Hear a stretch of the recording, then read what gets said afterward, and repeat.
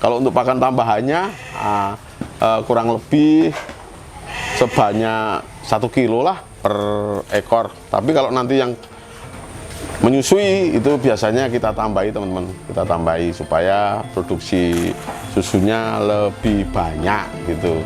Nah, untuk pakan tambahan teman-teman bisa memanfaatkan apa saja sih.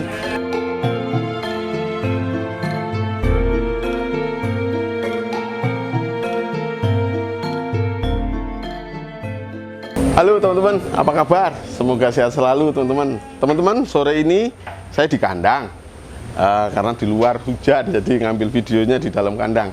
Nah, ini sore ini lagi pada makan. Ini makan sore. Makan sore itu nanti 2 kali teman-teman. Jadi saya mau cerita soal pemberian pakan di kandang saya. Pemberian pakan di kandang saya itu pagi dan sore 2 kali. Tapi paginya 2 kali, sorenya 2 kali teman-teman. Nah, paginya yang kami berikan wujudnya pertama pakan tambahan. Pakan tambahannya kebetulan saat ini di kandang saya ada beragam teman-teman. Ada beragam, ada bekatul, ada kulit singkong, ada edamame, kulit edamame, kacang edamame, ada ampas kelapa, terus ada konsentratnya, terus apalagi ya, ada janggal jagung, terus apalagi ya, bekatul, terus tak tambah premik teman-teman. Nah, itu untuk sarapan pagi. Untuk sarapan pagi, habis sarapan pagi itu kita kasih pakan hijauan atau pakan silase atau pakan fermentasi teman-teman. Nah, mana yang ada. Nah, jadi pakan pagi udah. Oke, pemberiannya dari jam setengah 8 dikasih pakan tambahan dulu. Udah habis, setelah ngasih pakan tambahan, anak-anak istirahat, sarapan. Habis sarapan, ngasih pakan yang hijauan atau silase atau fermentasi tadi. Nah, untuk yang sore itu nanti saya balik teman-teman. Kalau di sini jam setengah 4 itu nanti hijauan seperti ini hijauannya teman-teman. Nah, ini hijauannya seperti ini teman-teman. Ini hijauannya rumput gama umami, ini sudah dicacah. Terus habis ini jarak 1 jam nanti pakan tambahan lagi teman-teman. Pakan tambahannya itu tadi yang saya sebutkan. Nah, itu hanya pola di sini ya. Itu hanya pola di sini.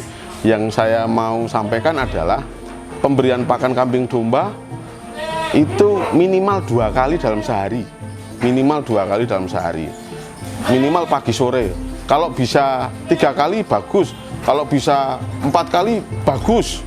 Nah, kalau untuk pakan yang misalnya rumput segar atau silase atau fermentasi, kebutuhannya adalah yang saya terapkan di sini antara 10% sampai 20% bobot badannya teman-teman. Nanti tergantung misalnya kambing dombanya posisinya sedang bunting atau tidak gitu, sedang pemulihan kesehatan atau sedang progres pengemukan atau apa. Nah, seperti itu untuk pakan seratnya teman-teman.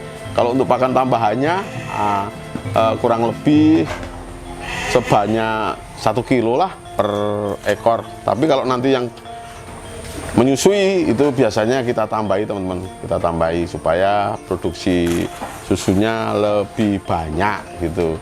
Nah, untuk pakan tambahan teman-teman bisa memanfaatkan apa saja sih.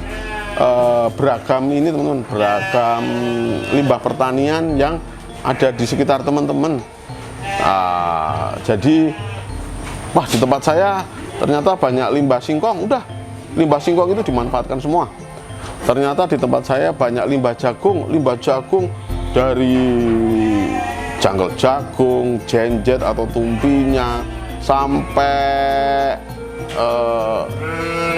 klobot itu kulit jagungnya, sampai buah jagungnya, sampai tebonya, itu semua bisa dimanfaatkan untuk pakan.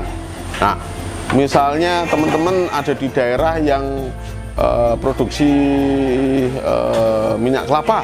Nah, kayak saya, ternyata tetangga dusun itu ada yang produksi minyak kelapa. Nah, saya ngambil ampas kelapanya. Nah, gitu. Teman-teman, ternyata di sekitar kandang banyak banyak toko rumah makan nasi Padang. Nah, itu ada limbah sayurnya, teman-teman. Limbah sayur sama limbah itu loh, batang singkongnya. Nah, misalnya teman-teman ada di daerah pertanian padi dan ada tempat penggilingan padi, nah, akhirnya bekatulnya murah. Nah, ini teman-teman, ini yang harus dimanfaatkan. Ini kearifan lokal ya, ini kearifan lokal. Nah, ini agak berisik ya teman-teman karena jam makan. Nah, ini tadi sudah hijauan, sekarang masuk pakan tambahannya. Kalau malam sudah nggak makan. Ini kebetulan ada yang nakal ini. Ini lagi pinter-pinternya naik kepada pakan. Nah, itu teman-teman. Minimal pemberian pakannya dua kali, pagi sore minimal. Dihindarkan pemberiannya sekali teman-teman. Dihindarkan ya, karena seberapapun pakan yang teman-teman berikan itu pasti tidak akan habis. Nah, pakannya wajib dicacah, ya, wajib hijauannya wajib dilayukan itu wajib. Nah, terus dicampur-campur, ya, itu.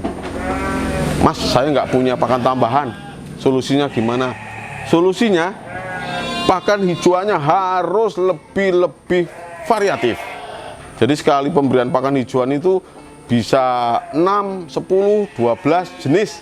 Nah, itu sudah menutup untuk nutrisi pakan tambahannya, teman-teman. Nah, karena kadang-kadang ada daerah yang misalnya di daerah perbukitan subur luar biasa.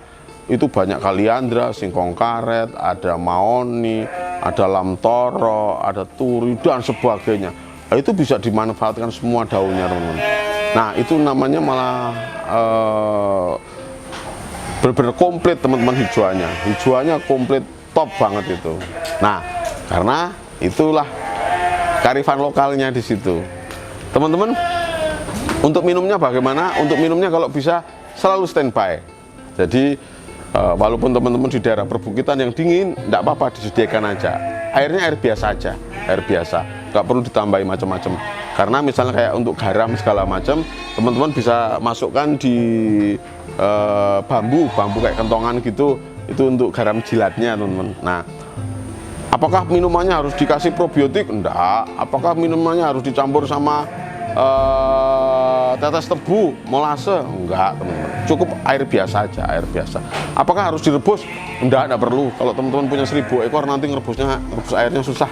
Nah, pola ini monggo silahkan dicari sesuai yang teman-teman mampu kerjakan.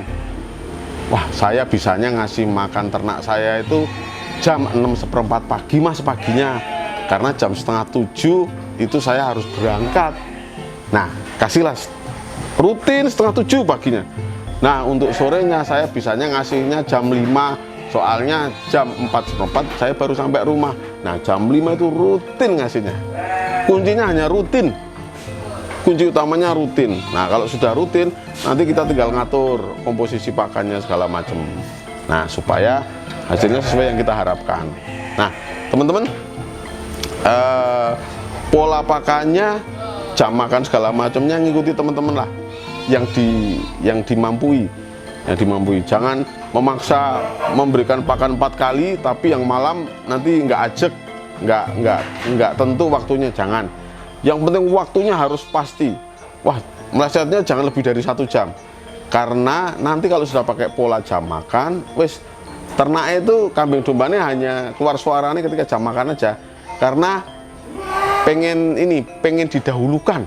Nah, pengen didahulukan. Sini dulu bro, aku udah lapar lah, gitu. Bahasanya kayak gitu. Nah, ini teman-teman, monggo silahkan atur sendiri sesuai kemampuan teman-teman masing-masing untuk jam makan, untuk pakannya apa saja udah saya bahas, bisa dilihat di video-video sebelumnya. Jangan ngasih pakan tunggal, apalagi ngasih pakan tunggal yang enak-enak banget, jangan. Wah mas, kambing saya sukanya cuma daun lamtoro terus, jangan.